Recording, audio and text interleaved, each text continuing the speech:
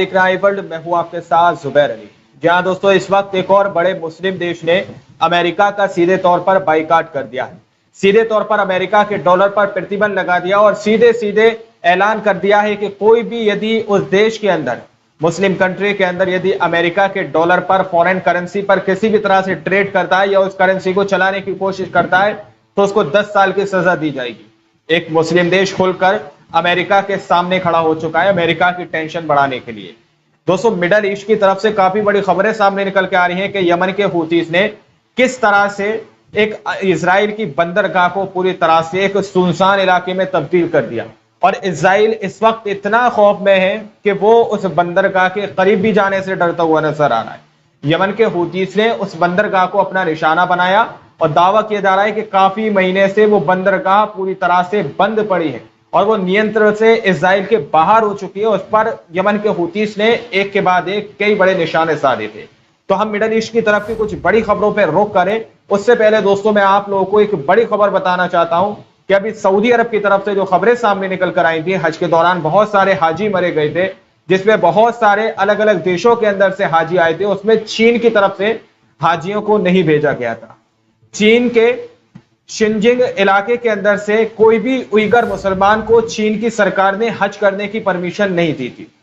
अब दावा किया जा रहा है कि चीनी सरकार ने इस साल शिनजियांग के किसी भी उइगर मुसलमान को हज यात्रा में भाग लेने की अनुमति नहीं दी थी। यानी कि चीन की सरकार ने किसी भी मुसलमान को हज करने के लिए सऊदी अरब नहीं जाने दिया। तो ये एक बड़ी खबर इस वक्त सामने निकल के आ रही है कि चीन भी इस तरह के कदम उठाता हुआ नजर आ रहा है। वहीं पर दोस्तों, जंबिया एक कंट्री है अफ्रीका के अंदर, एक देश है। जंबिया ने सीधे तौर पर अमेरिका को बड़ी शिकस्त दी है, एक बड़ी चोट दी। जंबिया ने अमेरिकी डॉलर पर अन्य विदेशी मुद्राओं का उपयोग करने पर व्यक्तियों को 10 साल तक की जेल की सजा सुनाई है।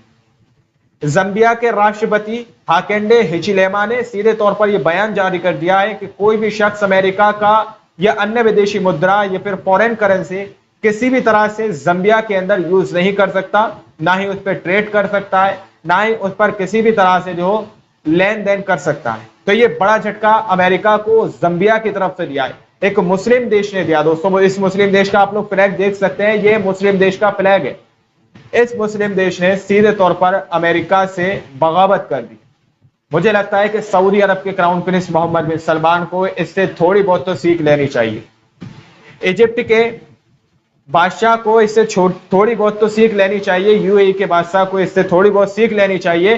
दुबई के बादशाह को इससे थोड़ी बहुत सीख लेनी चाहिए कि किस तरह से कई दीगर ममालिक अमेरिका हो इजराइल से खुले तौर पर बगावत कर रहे हैं, लेकिन ये लोग खामोशी से अभी भी खामोशी इख्तियार करे हुए हैं। वहीं दोस्तों, यमन के हूतीस ने जिस तरह से फलस्तीनियों से वादा किया हुआ है, फलस्तीनियों के साथ कांधे से कांधा मिलाकर खड़े हुए हैं, वही यमन के हूतीस की वजह से इजराइल की एक बहुत बड़ी बंदरगाह आज पूरी तरह से शमशान में बदली हुई है।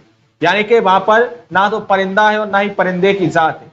दावा किया जा रहा है कि तकरीबन 8 महीने से वो बंदरगाह पूरी तरह से बंद हो चुकी है। यानी कि जब से जंग शुरू हुई उसके बाद से हिजबुल्लाह के लड़ाकों ने उस पर अपना निशाना साधा और उसको अपनी रडार पर लाने की कोशिश की।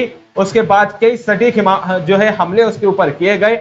उसके बाद से उस बंदरगाह को इजराइल भूल चुका है और आज वहां पर ना तो परिंदा ही नजर आता है, ना ही परिंदे की जात नजर आती है। और 8 महीने से वो पूरी तरह से उसको दिवालिया में तब्दील कर दिया है यमन के हूतीस ने। दावा किया जा रहा है कि यमन ने इजरायली बंदरगाह इलियट को दिवालिया बना दिया है, यानी पूरी तरह से शमशान में बदल दिया है। उस बंदरगाह पर ना तो कोई सेना है, ना ही कोई चिड़िया का परिंदा भी वहां पर नजर आ रहा हो। इस तरह से यमन के हूतीस के हमले के बाद इलियट बंदरगाह पूरी तरह से खत्म की कगार पर पहुंच चुकी है। सीईओ ने तत्काल वित्तीय सहायता की मांग की है क्योंकि गठबंधन देशों ने इस पर नियंत्रण खो दिया है।